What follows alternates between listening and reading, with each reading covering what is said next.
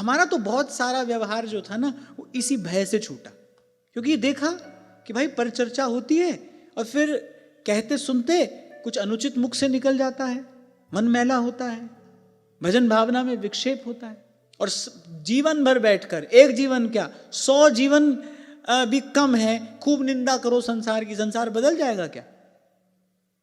हम मैले होते चले जाएंगे, हमारा चित्त दूषित होता चला जाएगा।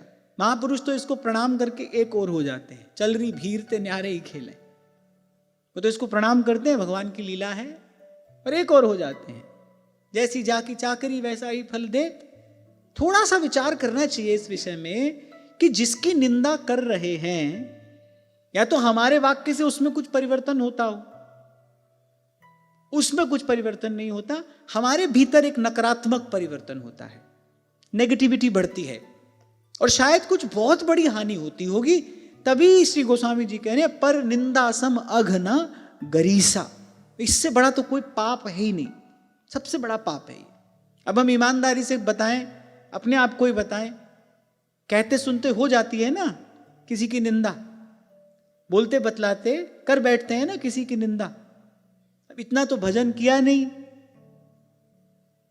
इतना गंवाया, और संत तो समझा रहे हैं, उनकी बात ध्यान से सुनी नहीं। अब रोगी डॉक्टर के पास जाए, डॉक्टर उसको कुछ समझाए, वो डॉक्टर की सुने ही नहीं, तो कैसे स्वस्थ हो जाएगा भाई?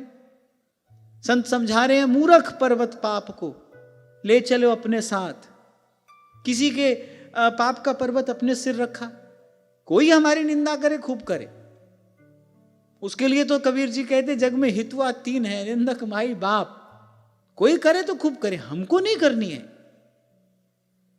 अत्यंत सावधान। और मैंने तो ये देखा कि भाई पर चर्चा में ये सब होता ही है, किसी से बात करोगे, व्यर्थ की चर्चा करोगे, कहीं ना कहीं किसी ना किसी प्रकार से हो जाता है। इसलिए पहले दिन से आपको कहता हूं भाई, ये जो इतना सत्संग आपको हमको यहां मिल रहा है ना, इतना कथन श्रवण पर्याप्त है, इतना बहुत है, और मैं तो कहता हूं अधिक है, आवश्यकता से अधिक है। पूछो कैसे? पूछो। अब ये जो 30 लक्षण धर्म के हमने ये 4 दिन में चर्चा की, किसी को इस समय 30 के 30 याद हैं? एक देखो तो आवश्यकता से अधिक हुआ कि नहीं हुआ? इतना भी आवश्यकता से अधिक है, इतना भी पच कह रहा है, इतना बहुत है। इसके अतिरिक्त और व्यर्थ की चर्चा नहीं रहनी चाहिए, क्योंकि मैंने देखा ना कि ठाकुर जी की चर्चा कर रहे थे, सब लोग मिलकर ठाकुर जी की चर्चा कर रहे थे। वो ठाकुर जी की चर्चा का नाम होता है, पहले पहले ठाकुर जी की चर्चा कुछ 2-4 मिनट हुई, उसके बाद आ गई यहां वहां की बात।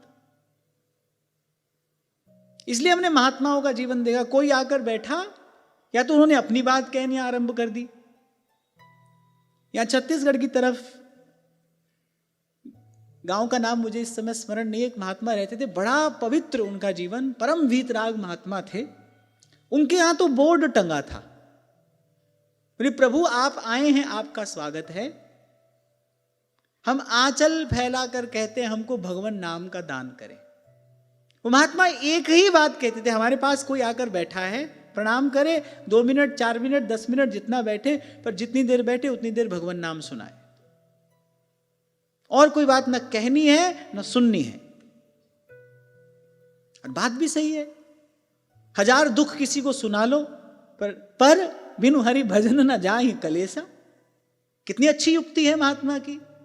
भाई जो भी आया है, सब रोगों को, सब दुखों को जो दूर करने वाला है, सब मंगलों का मूल है जो भगवान नाम, उसी का उच्चारण उससे कराओ।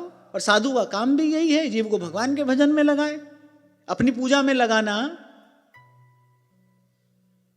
अपने आश्रम संस्था का सदस्य बनवाना, ये तो साधु का काम नहीं है।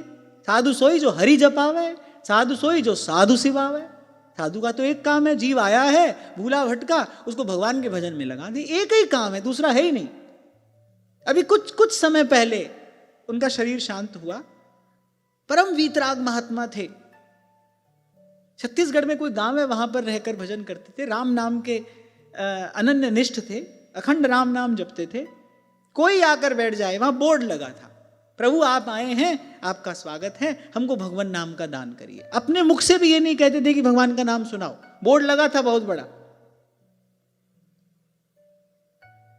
अब इससे दो लाभ हुए। एक तो भीड़ नहीं आती। भीड़ क्यों आएगी? क्योंकि भीड़ को तो गप्प सुनानी है, गप्प सुननी है, चुटकुला सुनना है, गाना सुनना है, प्रसाद पाना है। पहले तो भीड़ आनी कम हो गई, और फिर जितने लोग आते हैं, देखो कितना बड़ा लाभ है। सबसे बड़ा लाभ है, पारमार्थिक लाभ है। संत का दर्शन हो रहा है, भगवान नाम का उच्चारण हो रहा है।